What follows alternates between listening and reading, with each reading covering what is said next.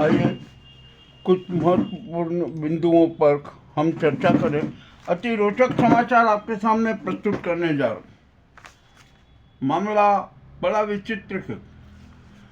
अब यहाँ पर हमारे देश में बहुआयामी अराजकता विद्यमान है। देश की हत्या हो रही है, प्रजातंत्र की हत्या हो रही है, संविधान की हत्या हो रही है, न्याय विधा की हत्या हो रही है, जन मताधिकार की हत्या हो रही है और अनेक प्रकार के शातिर खेल चल रहे हैं। सनातन धर्म की भी क्रूर हत्या हो रही है, इसमें अब कोई शंका नहीं है। मामला बड़ा विचित्र है।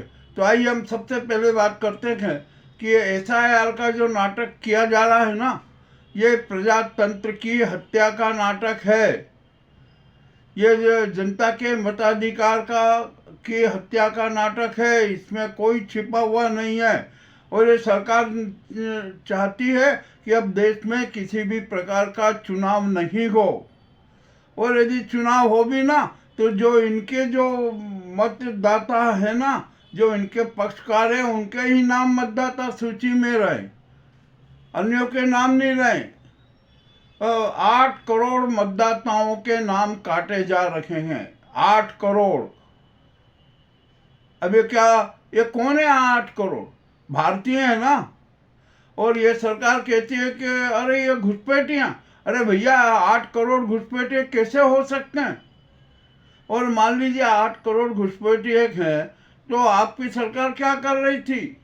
आपका गृह मंत्रालय क्या कर रहा था? मामला बड़ा विचित्र है। यह एक शातिर खेल है कि अब ये देश में पक्षपाती चुनाव की प्रक्रिया अपनाई जा रही है। मामला बड़ा विचित्र है। अब आइए यहाँ पर जो हमारे देश में देश के साथ और जनता के साथ और मतदाताओं के साथ जो खुली गद्दारी कर रहे हैं, उनका नाम है ज्ञानेंद्र कुमार गुप्ता। ये इस नाजी गुजराती गैंग के बंधुआ मजदूर हैं। सारे के सारे नाटक कर रहे हैं वो। अब इनके साथ क्या व्यवहार होना चाहिए, ये अब जनता को निर्णय लेना है। हमारा तो मत है कि अब देश की जो मताधिकार वाली जनता है ना, वो ज्ञानेश कुमार को घेरे, उनको बंधुआ मजदूर बनाए, उनको है ना गिरफ्तार कर ले, जनता गिरफ्तार कर ले। जनता की गिरफ्तारी हो जाना चाहिए, जनता उनको गिरफ्तार करे और उनके साथ क्या व्यवहार किया जाए ये भी जनता निर्णय ले। अब दंड है ना, दंड विधान जनता को अपने हाथ में लेना पड़ेगा।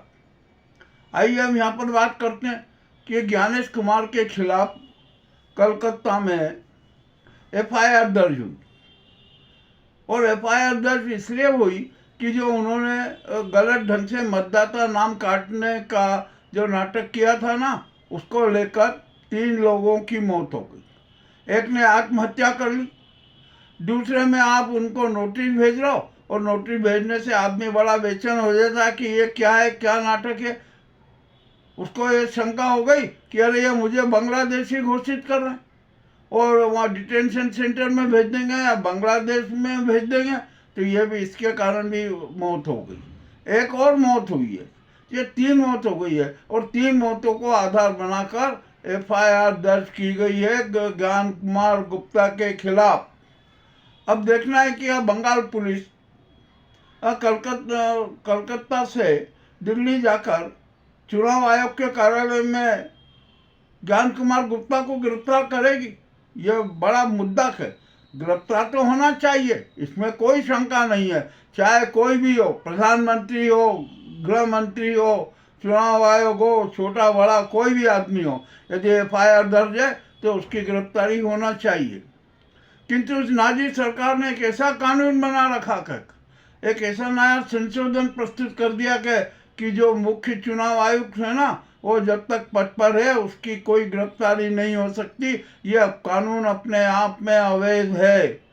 तो इस कानून को भी समाप्त करना पड़ेगा, और यह सारा काम सुप्रीम कोर्ट को करना पड़ेगा कि अपराधी कोई भी हो, चाहे वो चुनाव आयोग ज्ञान कुमार गुप्ता हो, राजीव कुमार गुप्ता हो, अमित शाह हो, प्रधानमंत्री मोदी हो, यदि किसी के भी खिलाफ एफआईआर होती है तो उसकी गिरफ्तारी होना चाहिए, और उनकी गिरफ्तारी रोकने वाला कानून हमेशा अवैध रहेगा। यह जनता की राय।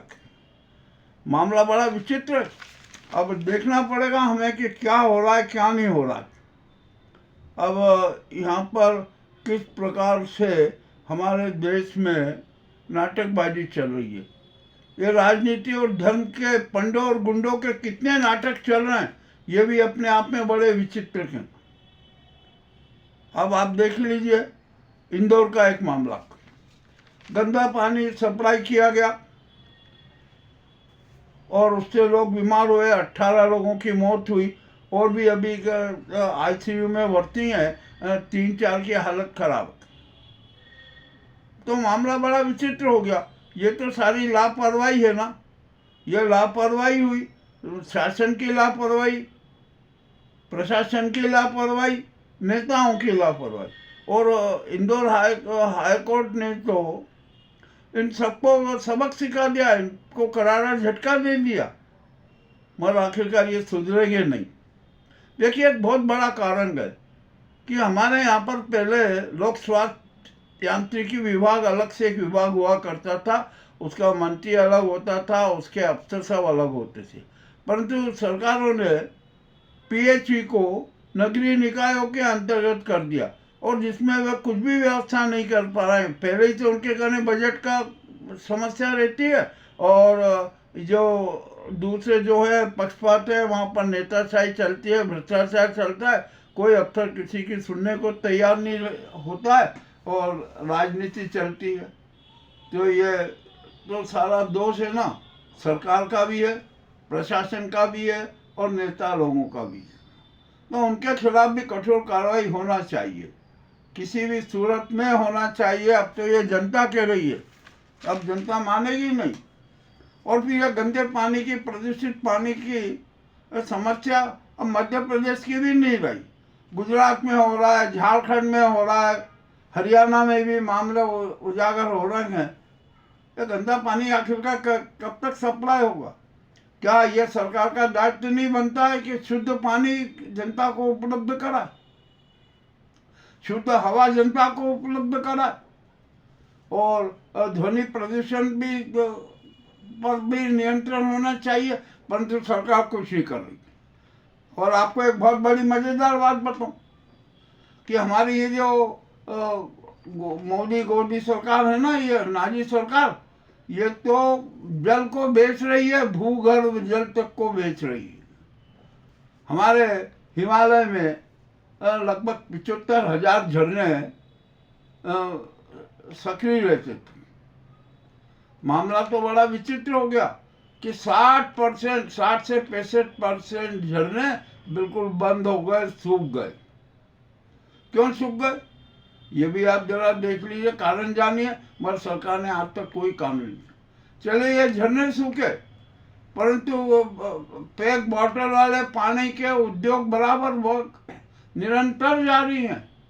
क्यों जारी हैं? जब झरने सूख रहेंगे तो ये बॉटलिंग प्लांट के जो जितने भी उद्योग हैं ना, सबको तत्काल बंद करना चाहिए, परंतु नहीं, सरकार नहीं कर रही है।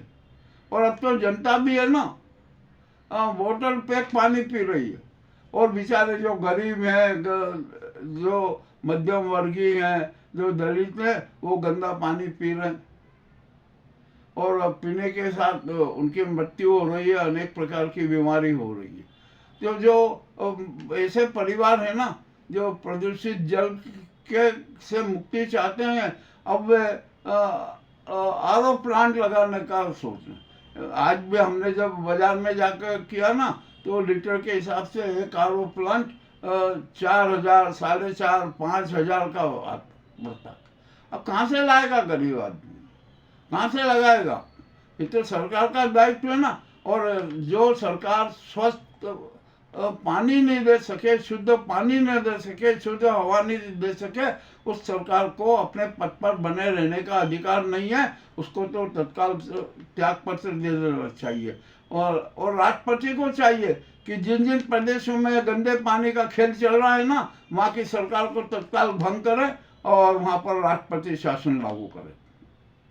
यह जनता की आवाज़ है, जनता को कि आवाज तो सुनिए राष्ट्रपति महोदया, आप हम जानते हैं कि आप इस नाजी गुजराती गैंग के हाथों की कठपुतली हैं, आप स्वतंत्र निर्णय नहीं कर सकती, मगर अब तो समय आ गया कि आपको स्वतंत्र निर्णय करना पड़ेगा। देश में आपातकाल घोषणा कीजिए और देश में राष्ट्रपति शासन लागू कीजिए, इस नाजी गुजराती सरकार को तत्काल प्रभाव से भंग कीजिए और राज्य का संचालन सेना को दीजिए, सेना का दायित्व कर दीजिए।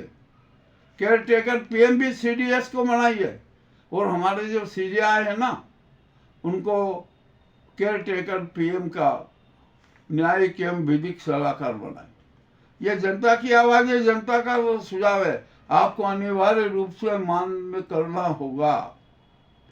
अब यहाँ पर और ट्रम्प का भी तो बड़ा विचित्र खेल चल रहा है।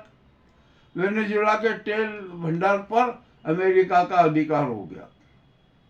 अब यहाँ पर हुआ कि जब बात चली व्हाइट हाउस में कि अरे वो वहाँ परमाणु परीक्षण वो हो रहे, तो ट्रम्प एकदम चिल्ला गए और उन्होंने बोला कि अमेरिका से कहा कि अपने यहाँ भी परमाणु बम फोड़ दो, आप फोड़ दो परमाणु बम।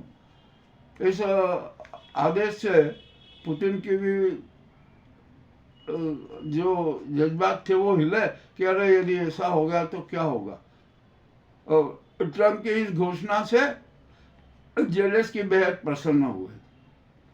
अब मामला तो बड़ा विचित्र है और यहाँ पर विश्व युद्ध की घटना को कोई टाल नहीं सकता ऐसा लग रहा है, पर होगा नहीं। हम जानते हैं कि विश्व युद्ध में होगा नहीं, ये तो एक बहुत बड़ा खेल चल रहा है, सत्तावादी खेल चल रहा है, हथियार बेचने का खेल चल रहा है। मामला है जो भी है, ये सच आपके सामने हमने रखा। अब तो ये कुल मिलाकर एक तरीके से देख लिया जाए ना, तो विश्व में नरसंहार करने की प्रतियोगिता हो रही है। अब आ जाइए हम जरा ईरान की बात करें। ईरान में है ना बहुत बड़ा विचित्र खेल हो गया। वहाँ के 23 जिलों में स्थिति बड़ी गंभीर होती जा रही है, जनता सड़कों पर गए, पुलिस उनका दमन भी कर रही है। और अभी जो सूत्रों से कुछ पता चल रहा है, अफवाह हो रही है कि अरे खेमनो है ना, अब ये ईरान छोड़कर भागने वाले, और वो कहाँ जाएंगे इसके लिए बताया जा रहा है कि वे है ना रशिया जा सकते हैं, रशिया में शरण ले सकते हैं। अब जो भी होता है ईरान का क्या। और इसी बीच एक मज़ेदार बात हुई है कि इजराइल और अमेरिका ने एक योजना बना ली है कि ईरान पर हमला करने का सबसे अच्छा समय यह है। मामला बड़ा विचित्र है। अब देखते क्या होता है, तैयारियां तो पूरी है हमले की, अब हमला कब होता है हमें ये भी देखना है, इसकी भी बात करना पड़ेगी। मामला बहुत ही विचित्र होता जा रहा। आइए हम बात करते हैं कांग्रेस की। कांग्रेस सड़कों पर उतरी हुई है, किंतु वहां पर उसके अंदर भी कुछ गद्दार जो कांग्रेस को उठने ही नहीं देना चाहते, उसके साथ गद्दारी करते। तो ऐसे 11 लोगों को राहुल गांधी ने कांग्रेस से निकालने की घोषणा कर दी। कर लो भाई, जो भी होता है ना, अब देखते क्या होगा क्या नहीं होगा। मामला तो बड़ा विचित्र है। अब यहाँ पर एक बड़ी विचित्र बात सामने आई। देश में हजारों करोड़ रुपया अनुत्पादक व्यय हो रहा है और इसका सबसे बड़ा प्रमाण है संसद। संसद पर 30,000 जो संसद के सत्र बुलाते हैं, बैठकें होती है, भत्ते दिए जाते हैं ना, वो 30,000 करोड़ के हो गए। ये अनुत्पादक व्यय। संसद में काम कितना हुआ, संसद में कितने हंगामे हुए, संसद और विधानसभाएं अखाड़ा बनती जा रही है, हमने सारा अंदर देखा। और अब तो यह लगने लगा कि ये संसद है ना, संसद ही नहीं रही। संसद प्रजातंत्र का मंदिर होती है, किंतु अब तो वो है ना सत्य का, लोकहित का, जनहित का, राष्ट्रीय मुद्दों का कत्ल खाना बन गई। क्रूरता से वहां पर सत्य की हत्या की जाती है। प्रधानमंत्री तक संसद में झूठ बोलते हैं। मामला बड़ा विचित्र है।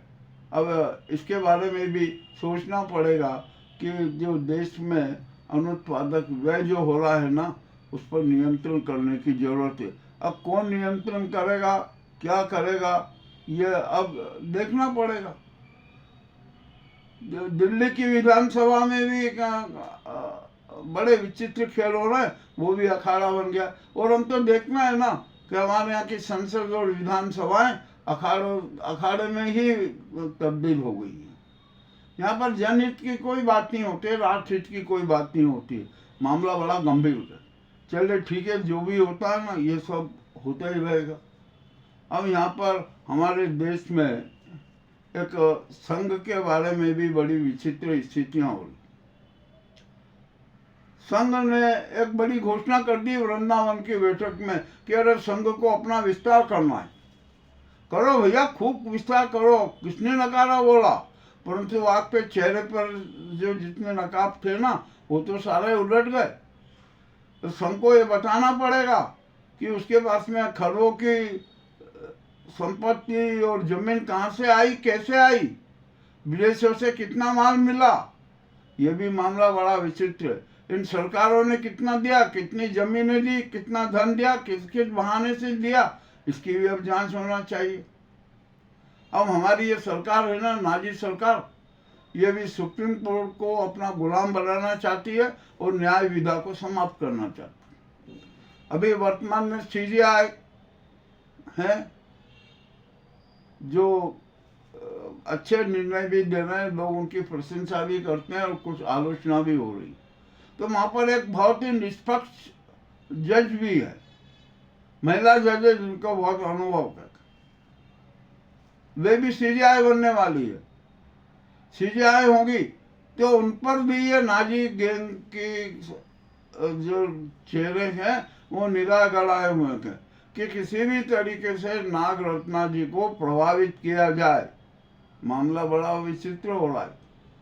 ये तो यह न्याय, और हमारे यहाँ की न्यायपालिका में इन संघी और गुजराती गैंग की मानसिकता और उनके बंधुआ कितने न्यायाधीश हैं, इसकी भी अब खुफिया जांच होना चाहिए।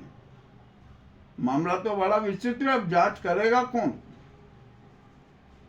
चाहे कोई भी हो। मान लो न्यायाधीश भी यदि कोई अपराध करता है तो उसकी भी गिरफ्तारी होगी और उसको भी सजा मिलनी चाहिए। ये कोई जैसे ज्ञानेश कुमार को छूट दे दी, ऐसा कोई कानून बनाए क्या? नहीं बनाए। मेरे यहाँ तो ज्ञान कुमार को बचाने के लिए और देश में प्रजातंत्र की हत्या के लिए, चुनाव प्रथा की हत्या के लिए गुजराती गैंग सरकार ने तो कानून ही बना दिया कि आप जो चुनाव आयुक्त है जब तक वो पद पर है उसके खिलाफ किसी प्रकार की कार्रवाई नहीं हो सकती और न वो गिरफ्तार हो सकता। ये कानून अवैध है और किसी भी हालत में अपराधी चाहे कोई भी हो, प्रधानमंत्री हो, गृह मंत्री हो, चुनाव आयोग हो, चाहे न्यायाधीश हो या कोई सामान्य नागरिक हो, कोई अफसर हो, उसकी गिरफ्तारी हो सकती है और दंडित होना चाहिए। ऐसा कानून होना चाहिए। तो सुप्रीम कोर्ट को वह व्याख्या करना चाहिए कि आपने चुनाव आयोग के कुकृत्यों पर पर्दा डालने के लिए ऐसा कानून क्यों बनाया। अब देखते हैं क्या होता है क्या नहीं होता है। मामला तो बड़ा विचित्र रखेगी, जनता के सामने भी है, सबके सामने।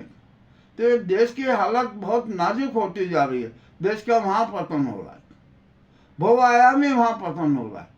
न्यायाधीश बड़े विचित्र बात करते हैं कि अरे अपने सत्ता कायम करने के लिए आप जातिवादी संघर्ष करवा दो, जाटों को, दलितों को, यादवों के खिलाफ भड़का दो, उनके आपस में बैर करवा दो।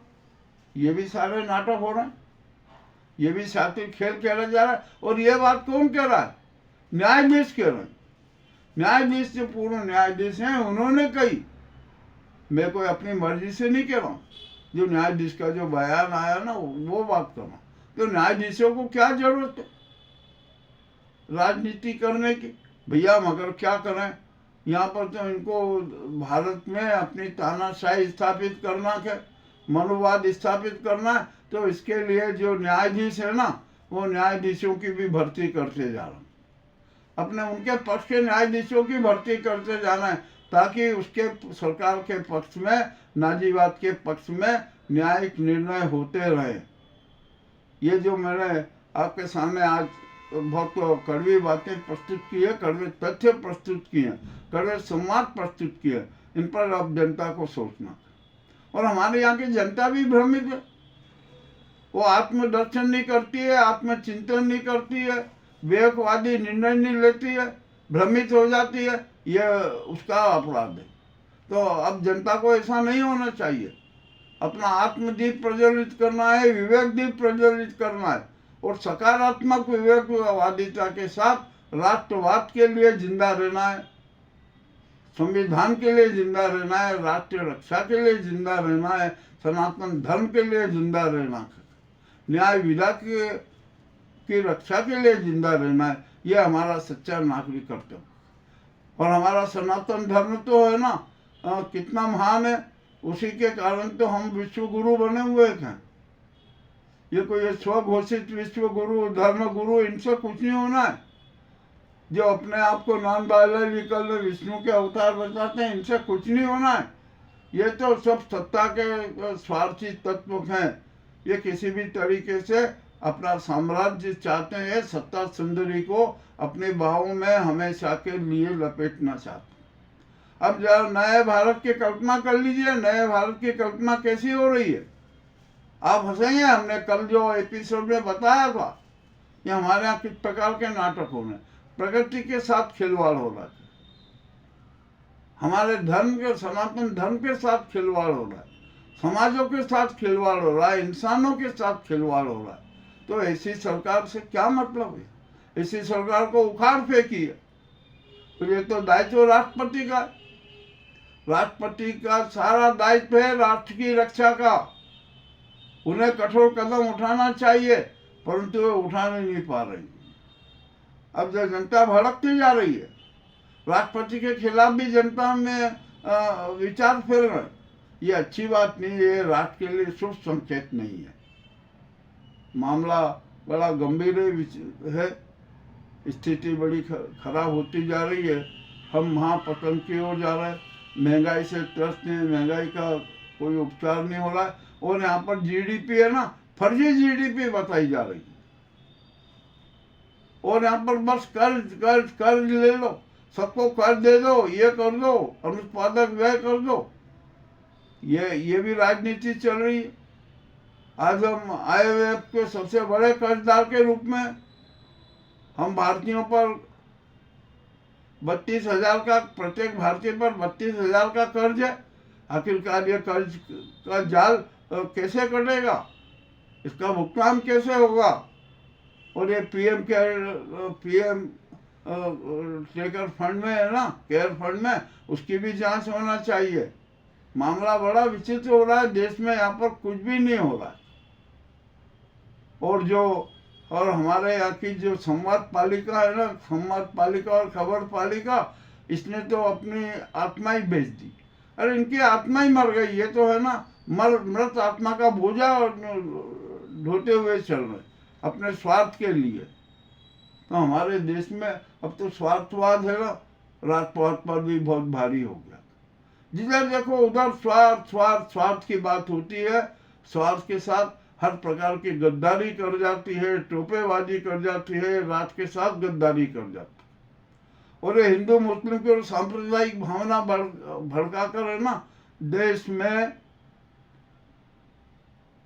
हिंसक खूनी गृह युद्ध की रूपरेखा तैयार की जा रही है। संभव है कि 2-3 साल में बहुत भयंकर गृह युद्ध हो। अरे भारत है, इसको भारत को रहने दो, हर परिवार को सुख और शांति से रहने दो। मगर ये नहीं चाहते। इस नाजी सरकार का तो लक्ष्य की कोणाम होना चाहिए। ये संघ जो अपने आप को हिंदू सुसंस्कार सुसंस्कृति का ठेकेदार मानता है ना, उसका भी लक्ष्य यही है। उन्मादवाद कितना चरम पर है। आज हम विश्व में कोई भी राष्ट्र हमारे साथ खड़ा होने को तैयार नहीं है। मुस्लिम राष्ट्र हमसे खपाए, क्रिश्चियन राष्ट्र हमसे खपाए, और जो अन्य जो छोटे छोटे राष्ट्र हैं ना, वो भी हमारे पक्ष में नहीं है। तो मामला बड़ा विचित्र हो गया। विदेश नीति खिलाफ, अर्थ नीति खिलाफ, समाज नीति खिलाफ, राजनीतिक नीति खिलाफ, सब तरफ से खिलाफ ही खिलाफ, हर तरफ पतन ही पतन आ रहा है, तिमिर ही तिमिर नजर आ रहा है। तो मामला बड़ा गंभीर है। इसके मामले में अब जनता को सोचना पड़ेगा और इसका एकमात्र उपाय है कि जनता को अब सड़कों पर उतरना पड़ेगा और महाक्रांति को मूर्त रूप देना पड़ेगा। यदि महाक्रांति को मूर्त रूप नहीं दिया ना तो हम सब कंकाल हो जाएंगे, 147 करोड़ जनता। और ये जो गुजराती गैंग ने जो ये राजनीति के और धर्म के पंडे और गुंडे हैं ना, हमारे कंकालों का पाउडर बनाकर भी अपने उदर में समा लेंगे। तो जागो जनता, जागो। हम फिर कह रहे हैं जागो, जागना पड़ेगा। यदि नहीं जागे ना तो अपनी जीवन लीला समाप्त करना पड़ेगी। अब तो जिंदगी जीना भी कठिन हो गया है भाई, सच बात कहना भी कठिन हो गया था। आखिर का क्या होगा इस देश का? भारत क्या था और क्या हो गया? और सारा का सारा दोष इस नाजी गुजराती गैंग और ये संगीत चेयरों के दम पर, यही दोषी है। अरे हिंदू सम्मेलन करना है हमारे मध्य प्रदेश में, मैंने उज्जैन में भी देखा हिंदू सम्मेलन कर रहे। क्यों हिंदू सम्मेलन की क्या जरूरत है? अरे मानव सम्मेलन करो ना, विश्व शांति का सम्मेलन करो, आत्म जागरण का सम्मेलन करो। वो नहीं करेंगे, नहीं हिंदू सम्मेलन होना चाहिए।